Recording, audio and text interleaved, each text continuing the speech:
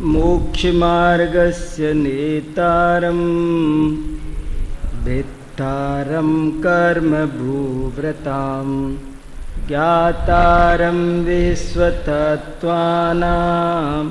वन्दे तद्गुणलब्धये वन्दे तद्गुणलब्धये। देखो, आज मैं स्वाध्याय के रूप में आपको ऐसी बात सुना रहा हूँ जो आपको स्वाध्याय के लिए भी काम आएगी और परीक्षाओं के लिए भी काम आएगी। कोई भी ग्रंथ पढ़ोगे, न्याय शास्त्र पढ़ोगे, चाहे दर्शन शास्त्र पढ़ोगे, चाहे संस्कृत के विद्वानों के बीच उठोगे बैठोगे, तो सब जगह काम आएगी। एक ऐसी विशेष बात आपको बहुत संक्षेप में मैं बताता हूँ। आपका सबका इस समय अध्ययन का समय है, परीक्षाएं चल रही है, बहुत समय नहीं लूँगा, लेकिन थोड़ी सी बात कुछ मुझे उम्मीद है कि आपको कुछ सहायता मिलेगी। देखो, मैं आपको भारतीय दर्शनों का परिचय देना चाहता हूँ, और वो इसलिए देना चाहता हूँ कि ये एक सबसे ज़रूरी, सबसे पहले होना चाहिए। ये बुनियादी प्रश्न है, ये हमारे सभी आचार्यों ने दिया है, और तो और प्रथमान योग के ग्रंथों में भी मिलता है। देखो, मैं आपको ये जो अपने दर्शन है ना, इन सब को हो सकता है मेरी शैली से आपको कुछ समझ में आ जाए। मैंने सोचा ये विषय अभी मैंने कल परसों हमारी यूनिवर्सिटी में बच्चों को पढ़ाया था, तो अभी एकाएक मेरे चित्त में वो विषय ताज़ा है, तो सोचा आपको थोड़ा सा ज्ञान कराऊं कि क्या होता है ये दर्शन, क्यों होते हैं इतने।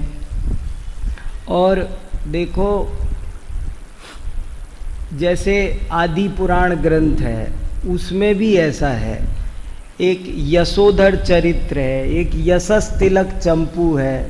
ये तो बिल्कुल प्रथमान योग के कथा ग्रंथ हैं, लेकिन उन ग्रंथों में भी आचार्यों ने, अब हम आपको 60 दर्शनों का परिचय देते हैं, और दे करके सांख्य दर्शन ऐसा मानता है, बौद्ध दर्शन ऐसा मानता है, नैयायिक ऐसा मानते हैं। अगर हमको थोड़ा सा प्राइमरी नॉलेज सब दर्शनों का हो जाए तो जैन दर्शन को भी समझने में बहुत सुविधा हो। बिना अन्य दर्शनों को समझे हम लोग जो जैन आचार्यों की परिभाषाएं हैं उनको भी अच्छी तरह नहीं समझ पाएंगे। हमारे यहाँ जो भी परिभाषा बनाई ना, कोई भी, जैसे मान लो जीवो वो गमो अमुत्तिकत्ता सदैव, तो इसके पीछे एक रहस्य है बहुत बड़ा। वो रहस्य वही व्यक्ति समझ सकता है जिसको 60 दर्शनों का ज्ञान हो। एक एक पद एक एक दर्शन की अपेक्षा से है। सबकी मोक्ष की सिद्ध की परिभाषा बनाते हैं तो कहते हैं निक्कम्मा 8 गुणा किंचूणा चरम देय दो सिद्धा लोय गठिदाणि। ये अब इसका मतलब वो सही समझ पाएगा, वो अच्छा समझ पाएगा जिसको 60 दर्शनों का ज्ञान होगा। नहीं होगा ना, वो इसका सीधा अनुवाद करके समझ जाएगा कि भैया सिद्ध भगवान निक्कम्मा निष्कर्म होते 8 गुण, लेकिन एक एक विशेषण के द्वारा एक एक दर्शन का खंडन किया गया है, और वो जब तब समझ में आएगा जब अन्य दर्शनों का ज्ञान होगा। सब चीज की परिभाषा है। ये तो मैंने 1-2 उदाहरण दिए हैं। जैसे लोक किसे कहते हैं, लोक का क्या स्वरूप है, तो त्रिलोक सार में लोक की गाथा है, गोमट सार में है लोगो अगिट्टिमो खलु अणायणी ओणो समा। ये जो परिभाषा बनाई, अब वो गाथा याद कर लेना और उस गाथा का अर्थ लगा लेना, वो तो है सामान्य बात, लेकिन उस गाथा का सही मतलब वो समझेगा जिसको षट दर्शनों का, भारतीय अन्य दर्शनों का ज्ञान होगा ना, वो समझेगा। क्योंकि आचार्य ने बुद्धि पूर्वक, असल में कोई भी कथन होता है ना, वस्तु स्वरूप बड़ा वचन अगोचर होता है, और उसको समझाने के लिए निषेध कर कर के समझाते हैं, ये भी नहीं, ये भी नहीं, ये भी नहीं, खंडन कर कर के बहुत समझाते हैं। तो इसलिए हमको आपको षट दर्शनों का थोड़ा प्राइमरी ज्ञान होना चाहिए। उससे आपको न्याय के ग्रंथों को पढ़ने, अभी अब धीरे धीरे अब आप लोग जब आप्त मीमांसा, आप्त परीक्षा, ये ग्रंथ परीक्षा मुख आदि, वो तो जिसे षट दर्शन नहीं आते वो समझ ही नहीं सकता। इसलिए षट दर्शनों का ज्ञान सबको होना चाहिए, सामान्य स्वाध्यायी लोगों को भी होना चाहिए।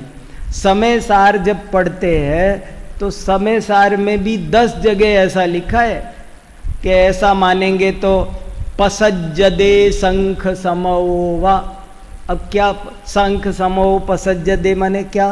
सांख्य मत का प्रसंग आ जाएगा, तो सांख्य मत तो पता हो तब तो सांख्य मत का, तो अब इसलिए, और इन दर्शनों का परिचय प्राय अपने स्वाध्यायी लोगों को और विद्यार्थियों को भी होता नहीं है, कठिन सा लगता है। इसलिए मैंने सोचा मैं थोड़ा सरल करके आपको बताऊं तो आपको शायद थोड़ा सा याद रह जाए, हमेशा के लिए सुविधा रह जाए। देखो, अपने जितने भी दर्शन हैं उनको हम तो चार्ट बना के समझाते हैं बोर्ड में, और उसमें चार्ट से भी सब चीज़ों को अलग अलग बता देते हैं। पहले दर्शन को आप 2 भागों में बांटो। दर्शन का मतलब समझ गए आप? दर्शन माने दृष्टिकोण, नहीं कोई नहीं, दर्शन माने दृष्टिकोण, दर्शन माने एक मत, एक विचारधारा, और वो दर्शन विश्व भर में चलती हैं। और विश्व के दर्शनों को हम 2 भागों में पहले बांटते हैं, एक भारतीय दर्शन, एक पाश्चात्य दर्शन। ऐसे पहले दर्शन के 2 भाग करो, भारतीय दर्शन और पाश्चात्य दर्शन। अब पाश्चात्य दर्शन के फिर बहुत सारे भेद है, लेकिन अभी आज मैं उसमें नहीं जाता हूँ, आपको बाहर की फिलॉसफीज नहीं बताता हूँ। बाकी बाहर की फिलॉसफीज भी अलग अलग है, और किसी दिन उनका भी आपको थोड़ा सा मैं परिचय दे सकता हूँ, तो आपको बड़ी सुविधा हो जाएगी। ग्रीक वालों का दर्शन अलग है, और आपको बहुत सारी बातें ऐसी बताने की है कि वो ग्रीक दर्शन में भी कैसे कैसे अपनी बातें हैं, वो सब भी बताने की होती है। पर अभी मैं बाहर के दर्शन छोड़ता हूँ, ठीक है, ओके। और अपन केवल इंडियन फिलॉसफीज को ही समझते हैं। भारतीय दर्शन कितने हैं? तो भारतीय दर्शन कुल मिलाकर के, कोई इन बच्चों में से कोई बताएगा भारतीय दर्शन कितने होते हैं? कौन? एक जना हाथ खड़ा करो। पीछे किसी ने किया था ना हाथ खड़ा, बोलो तो जरा।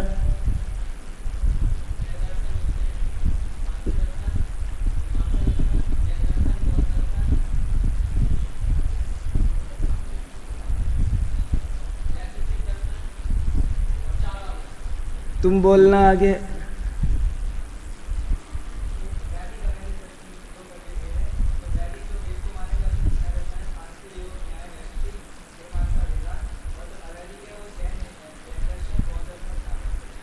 और कोई बोल रहा था? देखो, एक तो इनको है ना, जैसे कितने ही लोग तो कुछ भी क्रम से बोलते हैं, वो भटक भी जाते हैं। मैं आपको थोड़ा सा ये तरीका ही बताना चाह रहा हूँ, थोड़ा इजी हो जाए, थोड़ी मेहनत में काम चल जाए। अपने को षट दर्शनों का ज्ञान आपको आज भर में हो जाएगा, जगह जगह दिक्कत नहीं होगी रोज रोज। इतना सा याद रखो कि जितने भी भारतीय दर्शन है पहले उनको 2 भागों में बांट लो, जैसा इसने अभी बोला बाद वाले। क्या नाम आपका? संयम। वाह, ठीक ठीक, गुड, बहुत अच्छा, बहुत सही, तुमने सही बोला। तुम थोड़े से कंफ्यूज हो रहे थे बहुत क्रम में भी देखो सुनो, सारे दर्शनों को पहले, सारे भारतीय दर्शनों को दो भागों में बांटो, वैदिक दर्शन और अवैदिक दर्शन। एक बात और सुनो, बहुत से लोग ऐसे बांटते हैं आस्तिक दर्शन और नास्तिक दर्शन, लेकिन आप इस बात को बहुत सावधानी से, शालीनता से कभी भी रख सकते हो दूसरे के सामने भी, कि वो लोग जैन दर्शन को नास्तिक में गिना देते हैं, जैन बौद्ध चारवाक ये नास्तिक है, लेकिन जैन दर्शन नास्तिक बिल्कुल नहीं हो सकता। क्यों नहीं हो सकता, उसका कारण भी सुनो, आपको पता होना चाहिए। जैन दर्शन नास्तिक दर्शन क्यों नहीं है, उनकी परिभाषा से ही नहीं है, हमारी छोड़ो।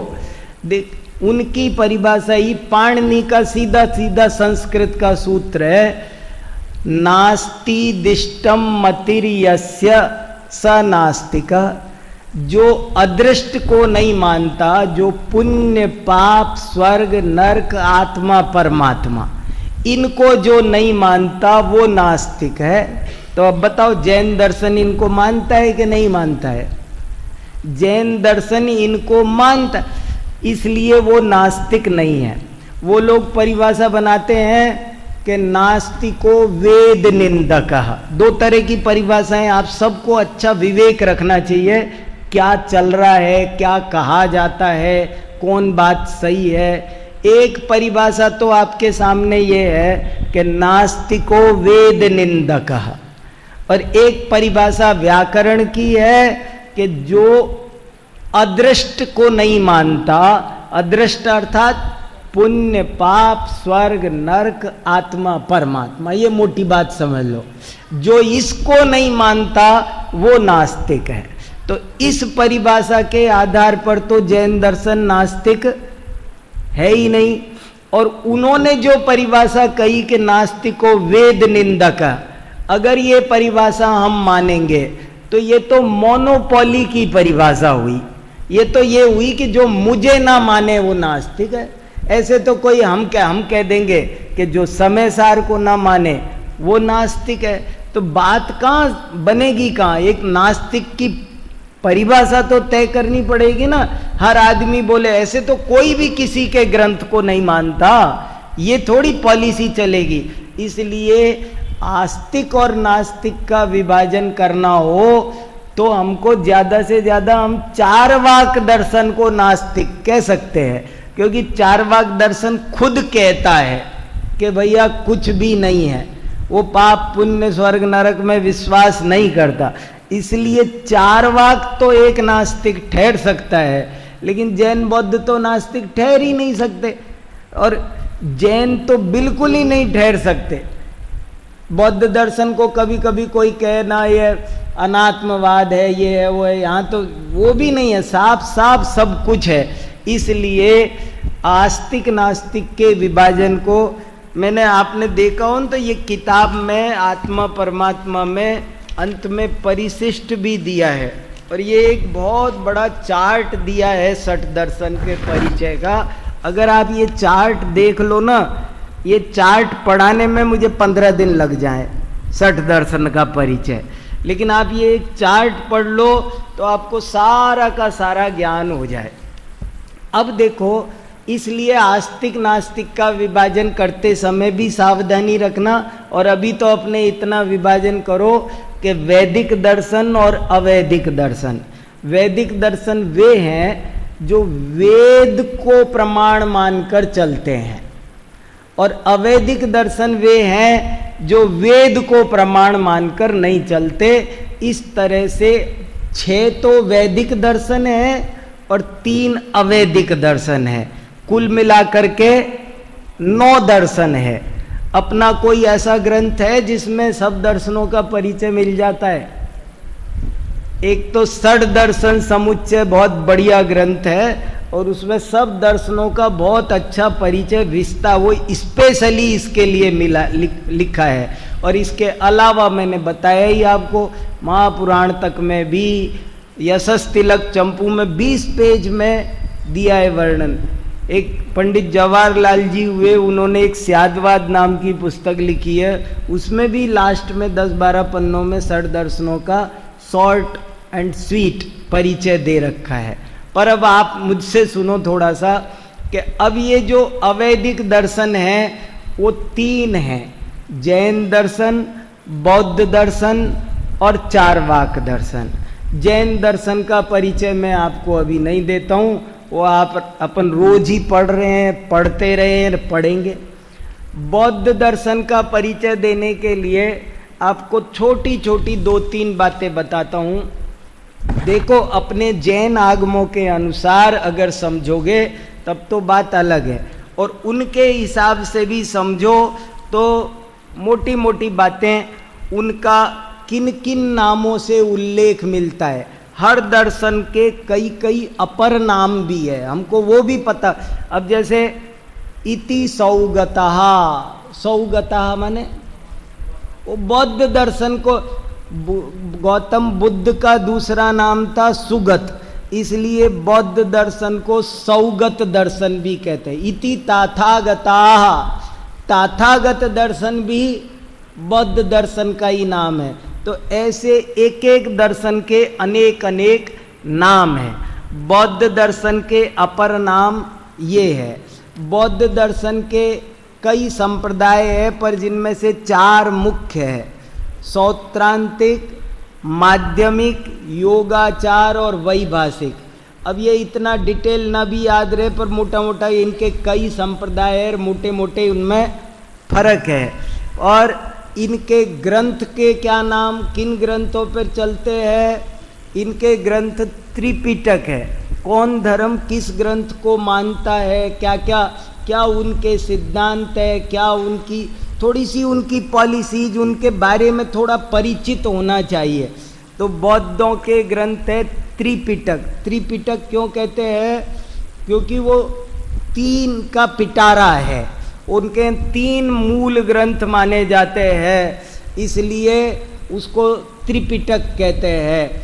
सुत्त पिटक, विनय पिटक, अभिधम्म पिटक, 3 पिटक है, इसलिए उनको त्रिपिटक उनके ग्रंथ हैं। और उनके जो मुख्य सिद्धांत है वो एक तो क्षणिकवाद है, आप ये समझ। सबसे मुख्य सिद्धांत आपको जगह जगह बौद्ध मत का प्रसंग आएगा, तो बौद्ध मत का प्रसंग आएगा मतलब है सर्वथा क्षणिकवाद का। सांख्य और बौद्ध परस्पर विरोधी माने जाते हैं। जब कभी सांख्य कहता है कि जो करता है वो ही भोगता है, बौद्ध कहते हैं कर्ता अन्य है, भोगता अन्य है। मगर जैन दर्शन कहता है कि पर्याय की अपेक्षा देखो तो कर्ता अन्य है, भोगता अन्य है। मनुष्य करता है, देव भोगता है। बात पर्याय अपेक्षा सही हो गई। द्रव्य अपेक्षा देखो तो जो करता है वो ही भोगता है। इस तरह उनका सामंजस्य बैठ जाता है। इसलिए इस बात को इनका मुख्य सिद्धांत यूं ही समझ लो, ये इनका मुख्य सिद्धांत है। ये बौद्ध दर्शन का इतना मोटा सा परिचय। बहुत बारीक में जाओ तो इसमें और कई बातें हैं। क्या वो सर्वज्ञ के बारे में, आत्मा के बारे में, तत्व व्यवस्था कितनी है, 4 आर्य सत्य मानते हुए, वो सब मोटी मोटी बातें हैं, वो मालूम रहे। चारवाक दर्शन के उसका सीधा सच्चा सिद्धांत है यावत् जीवेत सुखम जीवेत, ऋणम कृत्वा घृतम पिबेत, भस्मीभूतस्य देहस्य पुनरागमनम कुतः। ये चारवाक शब्द का मतलब समझते? चारवाक क्या? चारुवाक, अच्छी अच्छी मीठी मीठी बातें, दुनिया को सबको ही अच्छी लगती है भोगवादी बातें, तो चारवाक ऐसे ही कहता है। कोई स्वर्ग नरक पाप पुण्य कुछ नहीं होता, मस्त रहो, एंजॉय करो, खाओ पियो, कर्जा भी लेकर के करो तो करो, सब छोड़ जाओ, चुकाने वाले चिंता करेंगे, तुम क्या चिंता करो। तो वो बातें जरा कहने सुनने में सबको प्रिय सी लगती है, इसलिए उसका नाम है चारवाक दर्शन। ये चारवाक दर्शन हुआ, ये बौद्ध दर्शन हुआ, ये जैन दर्शन। तो 3 दर्शन ऐसे हैं जो वेदों को प्रामाणिक मानकर चिंतन प्रस्तुत नहीं करते हैं, इसलिए उनको अवैदिक दर्शन कहते हैं। और वैदिक दर्शनों में आप एक साथ आप 3 नाम याद करो, नहीं तो फिर परेशान होगे। ये 3 पेयर है वास्तव में। 6 दर्शन है ना, ये 6 दर्शन भी 3 पेयर में याद करो। सांख्य योग, ये 2 दर्शन एक साथ, या सांख्य दर्शन में और योग दर्शन में मामूली सा अंतर है, इसलिए इन दोनों को एक ऐसे ऊट पटांग मत गिनो कि एक सांख्य दर्शन होता है, एक मीमांसा होता है, एक योग होता है, एक नैया, ऐसे नहीं। सांख्य योग, न्याय वैशेषिक, मीमांसा और वेदांत, ये 3 पेयर है। सांख्य और योग इसलिए पेयर है क्योंकि इनकी दोनों की बातें 95% एक सी है, 5% में फर्क आया है, इसलिए वो 2 बन गए। तो सांख्य दर्शन का नाम सांख्य दर्शन क्यों है? सांख्य दर्शन का नाम 2 वजह से सांख्य दर्शन है। एक तो इसलिए है क्योंकि उसमें तत्वों की संख्या सारे दर्शनों से ज्यादा है, सबसे ज्यादा तत्व गिनाए हैं। किसी में जैन दर्शन में 7 तत्व बनाए, किसी में और 2 तत्व बताए, किसी में 1 ही तत्व बताया, किसी में 16 तत्व बताए ज्यादा से ज्यादा। लेकिन सांख्य दर्शन सबसे ज्यादा तत्व बताता है, इसलिए उसका नाम पड़ गया, संख्या के आधार पर भी उसका नाम पड़ गया सांख्य दर्शन। और एक वजह है सांख्य दर्शन नाम पड़ने की, संख्या। संख्या जरा समझना, बहुत अच्छा शब्द है। संग माने सम्यक और ख्या माने ख्याति।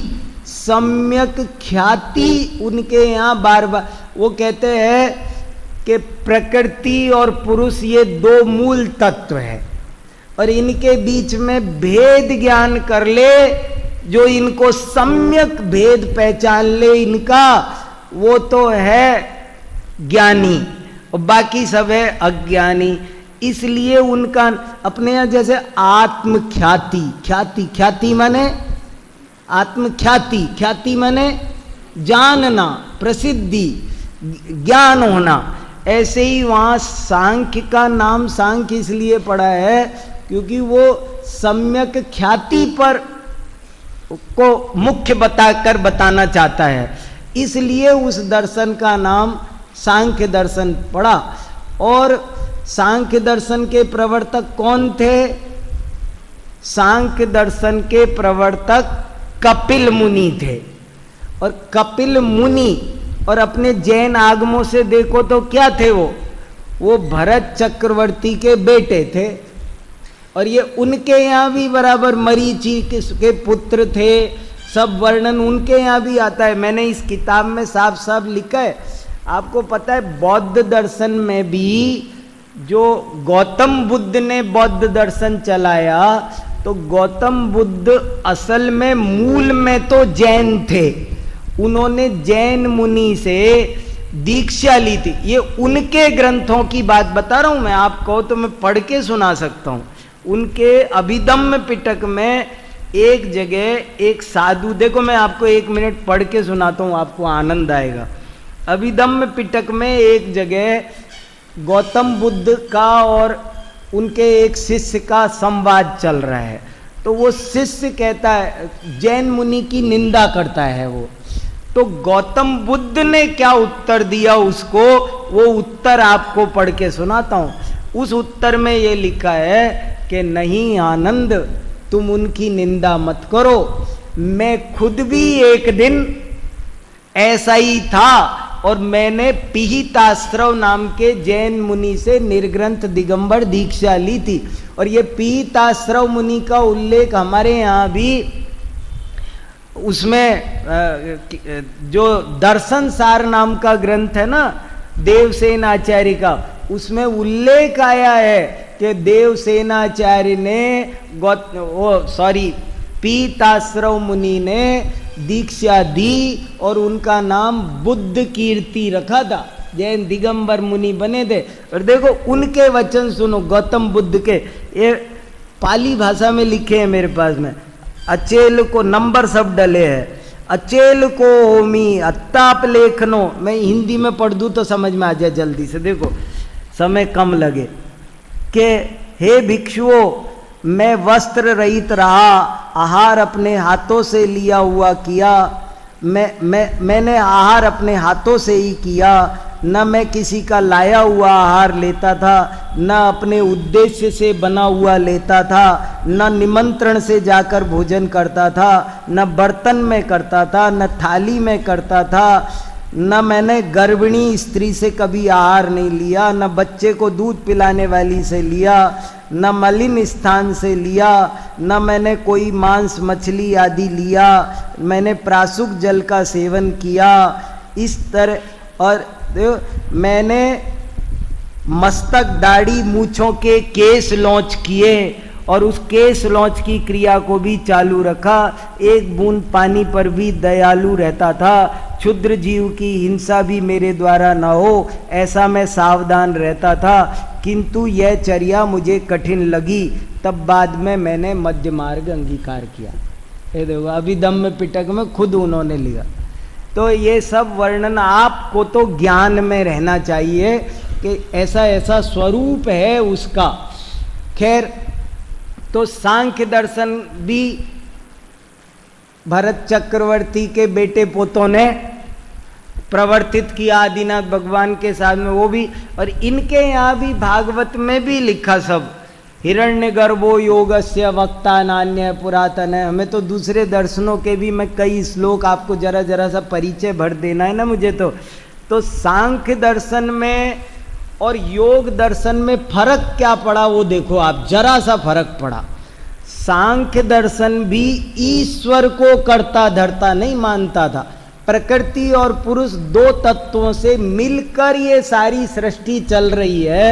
उनके यहाँ भी पुरुष है, वो चेतन है। अपने यहाँ भी पुरुष शब्द का अर्थ पुरुषार्थ सिद्धि उपाय, पुरुष माने आत्मा। उनके यहाँ भी पुरुष है, वो चेतन है। इतना फर्क है कि वे पुरुष को सर्वथा शुद्ध बुद्ध मानते हैं। उनके यहाँ सारा विकार प्रकृति करती है। अब अगर आपको सांख्य मत समझ में आए ना थोड़ा सा, तो समय सार के कई कलशों के अर्थ बहुत अच्छे खुल जाएंगे, आपको बहुत आनंद आ जाएगा उसको समझने के बाद में। दो तत्व मुख्य है, एक प्रकृति, एक पुरुष। और पुरुष के बारे में वो क्या कहते हैं कि पुरुष तो ज्ञानवान है, चेतन है, और प्रकृति जड़ है, अचेतन है। और आत्मा, वो जो पुरुष है, वो पूरी तरह शुद्ध बुद्ध है। उसमें विकार कभी अनादि काल में था नहीं, है नहीं, होगा नहीं, त्रिकाली शुद्ध है वो। और जो जितना भी विकार दिखाई देता है वो सब 25 तत्व है उनके, अहंकार, तन्मात्रा, इंद्रियाणी, ये सब क्या है? ये विकार की फौज है पूरी की पूरी। और ये सारी फौज कौन कराता है? ये सब प्रकृति कराती है, प्रकृति के अंश है। तो इस तरह सांख्य दर्शन ईश्वर को नहीं मानता।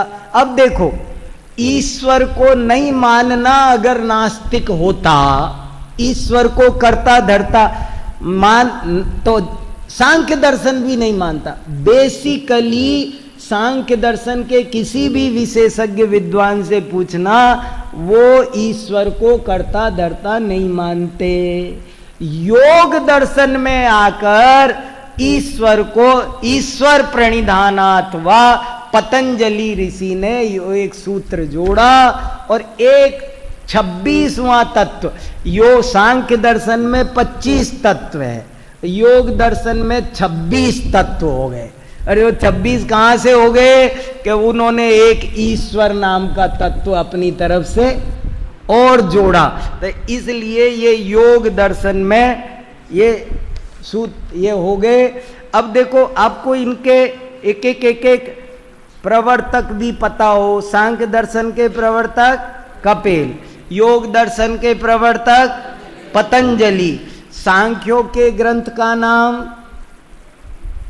एकादा ग्रंथ पता होना चाहिए, मूल ग्रंथ। जैसे बौद्धों का मुख्य ग्रंथ त्रिपिटक, सांख्यों का कोई ग्रंथ जो जिसको अपन प्रामाणिक पहला उनका ग्रंथ माने, सांख्यों का मुख्य ग्रंथ है सांख्य सूत्र।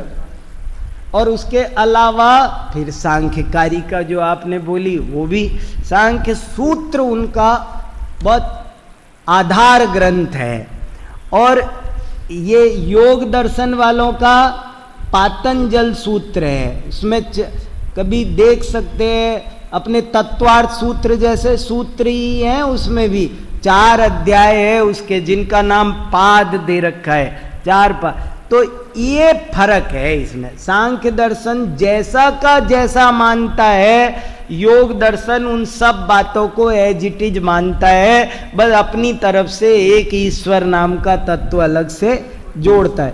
ये आपको सब परीक्षा में मैं कभी ऐसे कह देता हूँ बच्चों को कि कभी कोई प्रश्न नहीं भी आता हो ना उधर उधर, तो आप कम से कम खाली छोड़ के आने की बजाय ये परिचय दो उसमें कि कुछ तो लिखो तो सही, तो पता चले कुछ आता है। खाली पन्ने पर नंबर नहीं दिए जा सकते, कुछ लिखा हो तो पता तो चले ये आता है।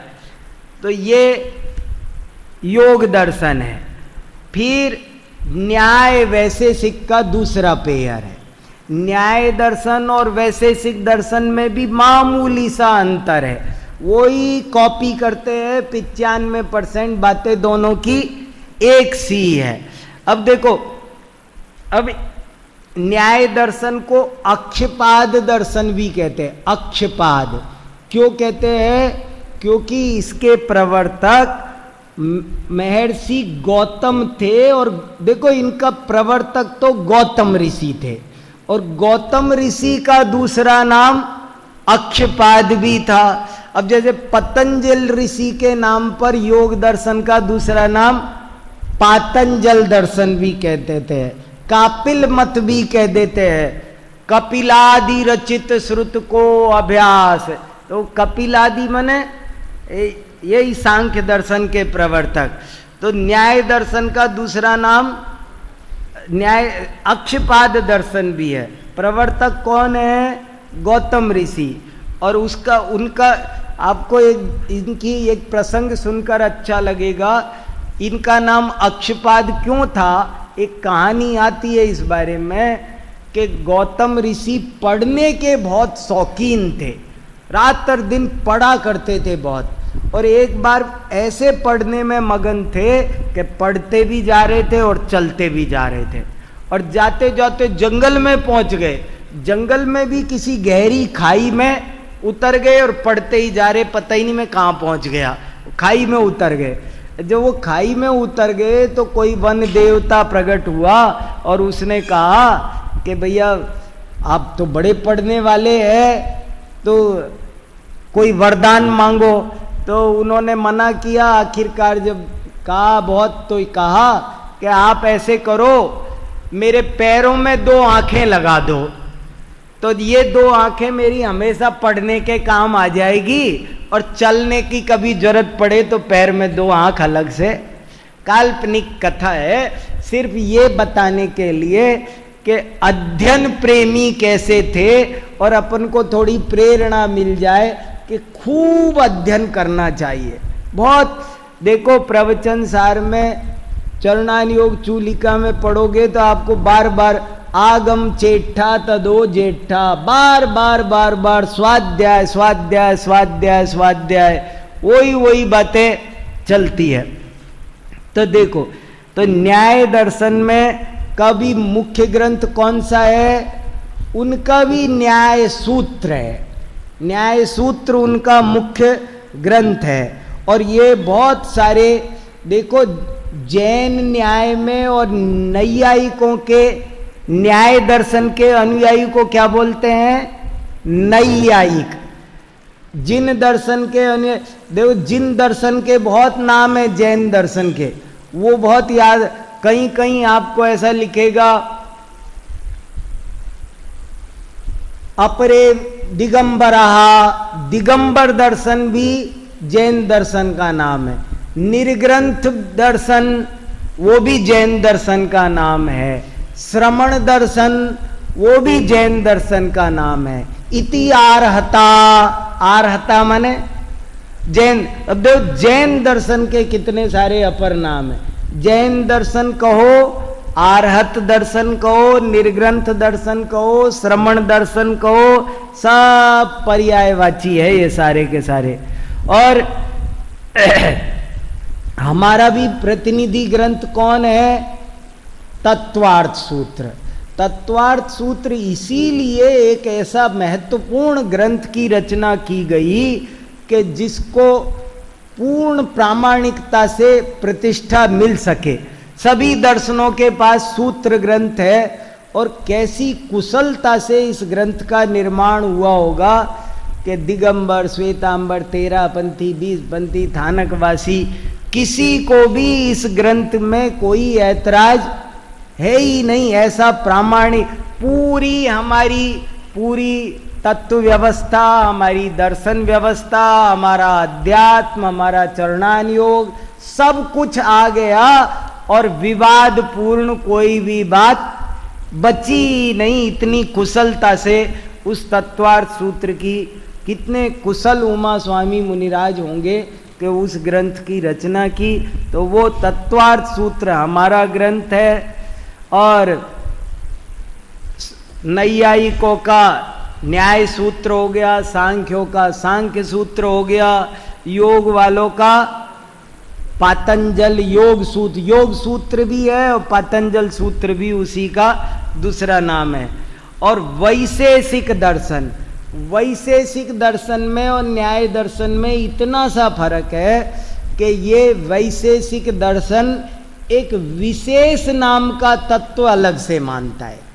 सब तत्व वही मानता है, लेकिन जैसे सांख्य और योग में क्या फर्क निकला कि जो बातें सांख्य मानता है वही सब योग मानता है, बस एक तत्व अपनी तरफ से और जोड़ देता है।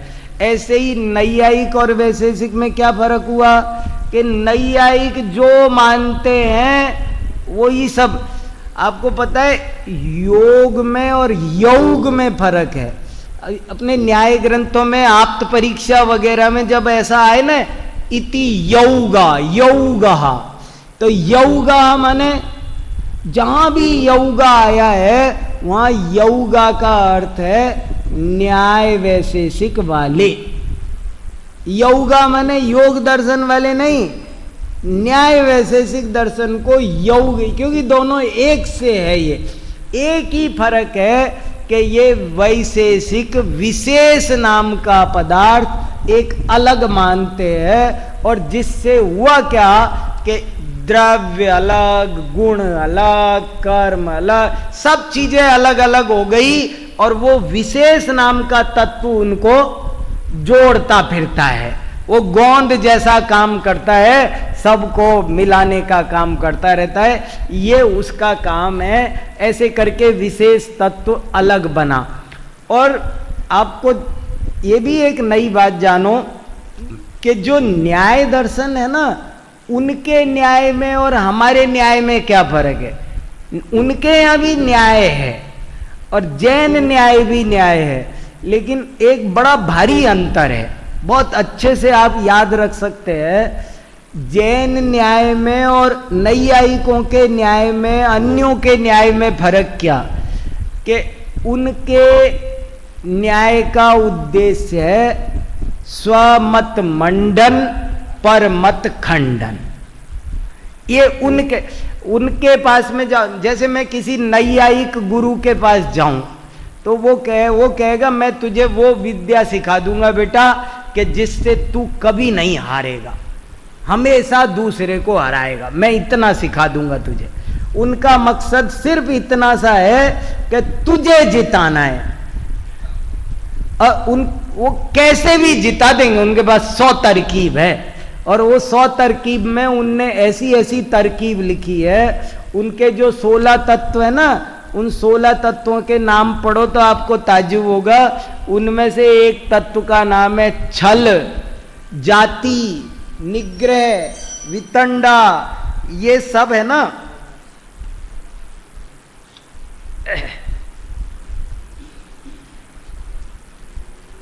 ये सारे तत्व, छल, जाति, निग्रह, वितंडा, ये बोले हम इनका भी प्रयोग कराएं, लेकिन हम तुझे हारने नहीं देंगे। बस उनका एक ही उद्देश्य है, तुम्हारी विजय और दूसरे की पराजय। जैन न्याय का ये उद्देश्य बिल्कुल नहीं है। जैन न्याय का उद्देश्य है तत्वाधिगम, प्रमाण नयैरधिगम। जैन न्याय कहता है मैं तो तत्व का अधिगम करा सकता हूं, मैं सत्य की पहुंच। जैसे वकील दो तरह के होते हैं, एक वकील तो कहता है कि भाई मैं तुझे जिता दूंगा, दूसरा वकील कहता है मुझे पहले बात सही सही समझाओ, क्या हुआ पूरी घटना सुनेगा, और सुनने के बाद कहेगा देखो भैया मैं तो जो सच्चाई है वो खोज के निकाल दो, ये सच्चाई क्या है, जहां कन्फ्यूज सच्चाई निकाल दूंगा। ऐसे ही यहां दर्शन में भी जैन न्याय में और उनके न्याय में फर्क है। उनका न्याय तो सिर्फ इसलिए है कि हम तो तुम्हें जिता देंगे, लेकिन जैन न्याय ऐसा नहीं है। जैन न्याय तो वो तो कहता है तत्वाधिगम। आपने एक सूक्ति सुनी हो तो दो तरह के लोग होते दुनिया में, एक तो होते खरा सो मेरा और एक होते मेरा सो खरा। क्या फर्क है दोनों में? एक तो खरा सो मेरा और एक मेरा सो खरा। एक तो जो मैंने कह दिया वो खरा है, एक कहता है भैया जो खरा है वो मेरा है, उसमें क्या। तो जैन न्याय कहता है जो खरा सो मेरा, ये फर्क। तो ये न्याय दर्शन, ये वैशेषिक दर्शन, मीमांसा दर्शन और वेदांत दर्शन का तीसरा पेयर है। पहला पेयर हो गया सांख्य योग का, दूसरा हो गया न्याय वैशेषिक का, और तीसरा पेयर है मीमांसा और वेदांत का। मीमांसा दर्शन को दूसरा नाम जैमिनीय दर्शन भी कहते हैं। प्रवर्तक के नाम से उनका नाम चल पड़ता है, तो क्योंकि उसके प्रवर्तक ऋषि जैमिनी ऋषि थे। अभी इसमें बहुत सारी बातें बारीक भी है। देखो कौन दर्शन कब से चला ये भी एक अपेक्षा है, और एक अपेक्षा हमारे आचार्यों ने ये भी लिखा है, ये सब जीव की मिथ्या मान्यताओं के नाम है, एक एक मत के नाम है, और अनादिकाल से ही चले आए हैं। वही दर्शन, वो जो हमारे यहाँ स्यादवाद में जिस हाथी की बात आती है ना, 6 जन्मांध लोग, वो 6 जन्मांध कौन है? यही 6 जन्मांध है ये। इसलिए ये मीमांसा दर्शन को, और एक बात याद रखो, मीमांसा दर्शन को पूर्व मीमांसा भी कहते हैं, और वेदांत दर्शन को उत्तर मीमांसा कहते हैं। क्यों? जो वेद के पूर्व भाग को ज्यादा मानता है वो पूर्व मीमांसा, और जो वेद के उत्तर भाग को ज्यादा मानता है वो उत्तर। उत्तर भाग क्या है कि जो उपनिषद आदि है, जिनमें घोर अध्यात्म विद्या सी भरी पड़ी है, उनका नाम है उत्तर भाग। इसलिए वो उत्तर भाग को मानने वाले हैं उत्तर मीमांसक अर्थात वेदांती। और वेदांतियों का एक ही तत्व है, वो कहते एकमेव अद्वितीयम ब्रह्म नेय नास्ति कश्चन है, ब्रह्म सत्यम जगत मिथ्या। दो तत्व नहीं मानते हो, एक ही तत्व मानते हैं। ये बात अलग है कि हमारे आचार्यों ने सबकी बातों को सुन सुनकर सब उन्हीं की बातों से सिद्ध कर दिया कि ब्रह्म है, बाकी सब माया है। एक ब्रह्म सत्यम जगत माया मिथ्या। तो प्रश्न किया माया है कि नहीं है? भाई एक ब्रह्म है, बाकी माया है। माया है कि नहीं है? माया ही सही, माया है ना, तो दो हो गए ना। ऐसे करके बहुत सारे तर्क दिए और बहुत सारी बातें ऐसी ऐसी आई है। और एक और होता है इन षड दर्शनों के ऊपर बादशाह, आपने नाम सुना हो, उसका नाम होता है तत्वोपलववादी।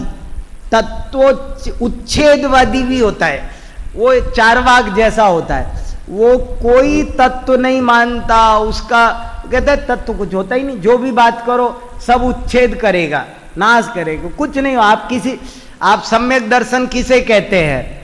वो कहता है किसे कहते हैं कि बात बाद में करेंगे, सम्यक दर्शन नाम कोई चीज ही नहीं होती, तुम क्या बात कर रहे हो?